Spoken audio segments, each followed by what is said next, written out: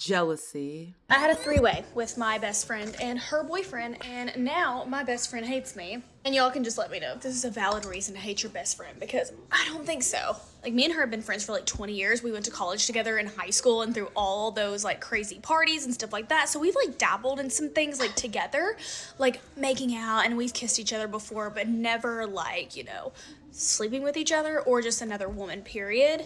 Her boyfriend had mentioned to her that he wanted to try something a little new, kind of spice up their relationship. They've been together for like 7 years now. And he proposed the idea of a three-way. And she brought it up to me and proposed it to me and asked me if I would be in this three-way, because obviously we'd been friends, like I said, for 20 years. And she was like, I feel like I would be the most comfortable around somebody I obviously know very well rather than a random person, which in my opinion, I feel like I would be so the other way around. I would want it to be a random person, but I was like, okay, I love new experiences and you are my best friend.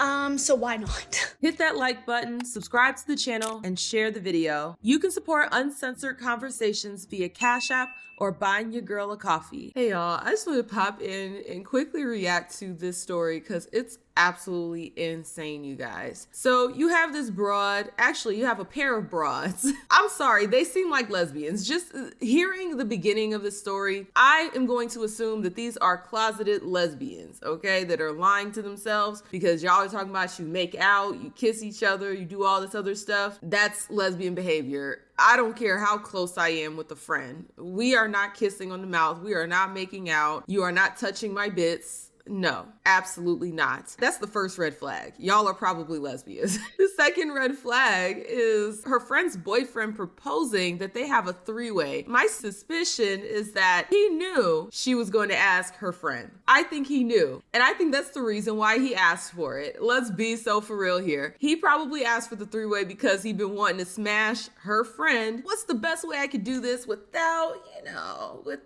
being a cheater? How can I actually navigate this? Because if he just broke up with the girl and then tried to get with her friend, that probably wouldn't work. But if I tell my girlfriend, hey, I want a three-way, and you already know that these broads have been kissing each other and all sorts of crap that they probably don't even want to admit to on the internet, then it makes sense. Hey, let's have a three-way. You choose the person. Obviously, she's gonna choose the broad she's been making out with. Then it comes time to have this three-way, okay? I literally got some bottles of champagne and stuff like that, brought it over. We had some champagne and everything just to kind of loosen our, the vibe up a little bit. I didn't tell them, but I popped a spicy cube before this went down in the bedroom. What the hell is a spicy cube? What are these things? Is that like a new drug? Like, if y'all know what a spicy cube is, let me know, because I have no idea what the hell that is. So then we go to the bedroom, we get started, whatever, and things are a tad bit awkward, as I suspected. But then we start having fun and everybody starts loosening up. And honestly, like, this is like better than I had actually expected, but I could tell that she was a little bit uncomfortable, which is normal, and I get it, because like you're literally like, this is the first time you're doing anything like this with your boyfriend that you've been with for so long. No, that's not the reason why you're uncomfortable. You're uncomfortable because you know it's wrong. Well, let me rephrase that. Her friend is uncomfortable because deep down inside she knows that this is wrong. When you have that deep feeling of discomfort, that is your body, your subconscious telling you, turn around, do not pass go. But oftentimes we ignore that feeling, we don't investigate it further, and we just keep going. And next thing you know, something bad happens, and then we're living with some type of regret because we didn't trust our gut instinct. That discomfort, it's not just, oh, well, it's something new. Because if you're trying something new and you truly enjoy it and you're looking forward to it, it's not gonna make you feel that way. It's not gonna make you feel like, I'm uncomfortable with this. Like, no, you're gonna feel excited to do it. You're gonna feel excited to take that leap and jump. But if you are feeling that discomfort, that is something to investigate. Don't just keep pushing forward if you have that gut feeling. That's where a lot of us go wrong. We ignore our gut. Honestly, if it was me and I was with somebody for that long, first of all, if he hadn't proposed and then he's proposing three ways, I would be a little caught off guard, but that's just me. But then we ran into some issues during this three-way incident. So I guess they had talked prior about like rules or whatever of like what was okay and what was appropriate and what was not. And I knew nothing about these rules. So then her boyfriend starts making remarks and they're directed towards me. And I know her like the back of my hand. I know this is not something she would have wanted. And he keeps mentioning how he wants to finish in or on me. Degeneracy. I'm sorry, this is just degeneracy. And this really does feed into what I said earlier. He been wanting to get with this broad. He been wanting to smash her friend. And this was the opportunity, and he knew that his girlfriend was insecure enough to allow it to happen. Because there's no way. If Justin were to come to me and ask me for something like this, I'm sorry. It's a no-go. It's an absolute no-go. Because this level of degeneracy, it's only going to lead to bad things, okay? It's only going to lead to some foolishness. I know my best friend like the back of my hand. I know for a fact, like even if this was one of their rules, like I know this is not something that she would have wanted, and I even feel uncomfortable with that. I'm here as the third wheel, right? Like, shouldn't that be something that you and her finish doing? You get what I'm saying? Obviously, I said no to him. Literally, like, in the middle of this happening, she heard me say no. So then when we're all done and we're, like, putting on our clothes and stuff, she went to the bathroom, and I could tell that she was, like, furious. I went in the bathroom, and I was like, hey, are you mad? Like, I understand, like, that probably was uncomfortable. Like, just talk to me. Are you okay? She straight up ignored me, like I literally wasn't standing there or talking to her, and then she turned around and left the bathroom. Because I think the friend realized what I realized when I heard the beginning of this story, that her man wanted her friend. Obviously, she realized exactly what I realized. And if you can't see that that's the problem, then I mean, you're deaf, dumb, and blind. Even though you said no, the fact that he wanted this with you, and she's probably already had some type of jealousy with you in the beginning. Oftentimes, when you have female friends, there is this underlying competition that sometimes is mutual, but a lot of the times it's a one-way competition. One broad will be just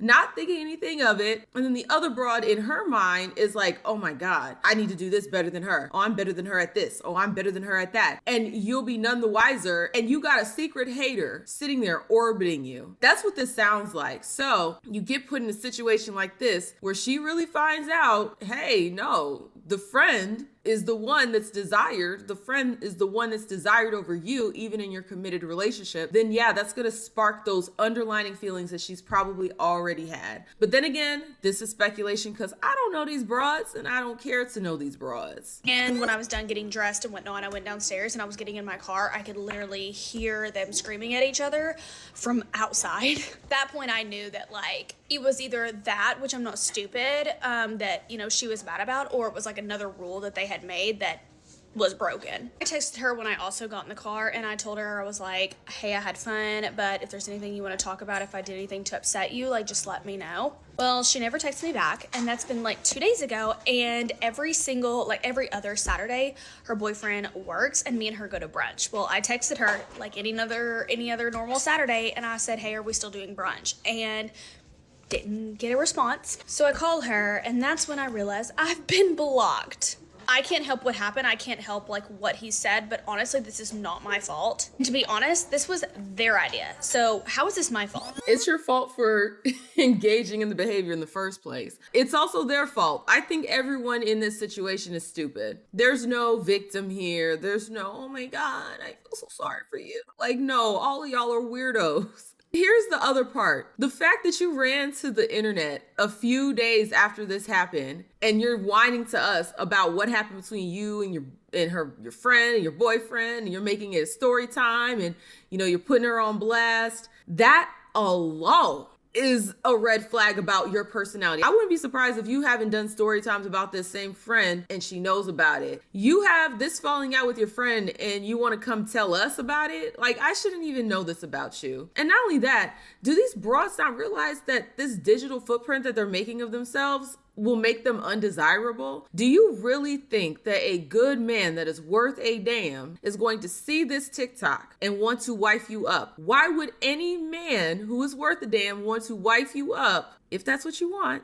I mean, she might be one of them freelance hoes. But if she wants to get married, what man worth a damn is gonna want to be with you after you got on the internet talking about how you smashed your friend and her boyfriend and how you were kissing all over your friend? Like, what are we talking about here? Do anything for clout. People behave degenerately and then they get shocked when bad outcomes ensue. Oh, duh, bad things are going to happen, because what the actual hell? This is what happens when you play around with degeneracy. Everyone does have boundaries. It's just some people pretend like they don't, but then when those boundaries that are in their subconscious get crossed, then they get upset. So it's not that people just don't have boundaries. Oh, they have them. They just pretend like they don't. And then when they behave in a certain way that leads to others crossing those boundaries, or they allow others to cross those boundaries, then they want to get mad. Oh, that's what it sounds like the friend did. You had a boundary, you did not communicate, and then you got mad, even though you invited her to a situation where she could potentially cross that boundary, but you didn't communicate. That's why communication is one of the biggest skills that we should all have. And that is why I rail so hard on the issue of illiteracy, because that is part of communication. If you can't understand words, we can't have a conversation. We can't fix a problem. We can't have community if we can't understand each other. We would not be as advanced as we are without the level of communication that we have. Be straightforward about your boundaries. Even outside of degenerate situations like this, you should always communicate your boundaries so that the people around you understand where that line in the sand is. Because if you don't tell them where that line is, now there are some obvious lines in the sand, but if you don't tell people your boundaries and then they cross them and then you get mad at them, you should be mad at yourself for not communicating. But y'all, I am curious to hear you guys' thoughts down below. How do you feel about this whole degenerate situation? Do you agree with me where it's like, yeah, there's no victim here. All of y'all are crazy as hell. And all of y'all deserve whatever nonsense chaos that you bring to yourselves by engaging in these behaviors? Or do you disagree with me where it's like, no, she's a victim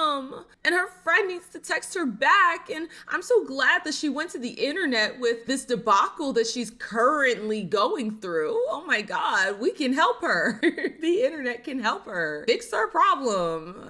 I am curious to hear you guys' thoughts down below. If you like the video, like the video. The more you interact with it, the more it gets pushed out to the algorithm. Also, hype the video if that function is available. If you're feeling a little extra generous, the link is in the description to buy your girl a coffee. Thank you guys so much, and I will see y'all with the next one. Deuces.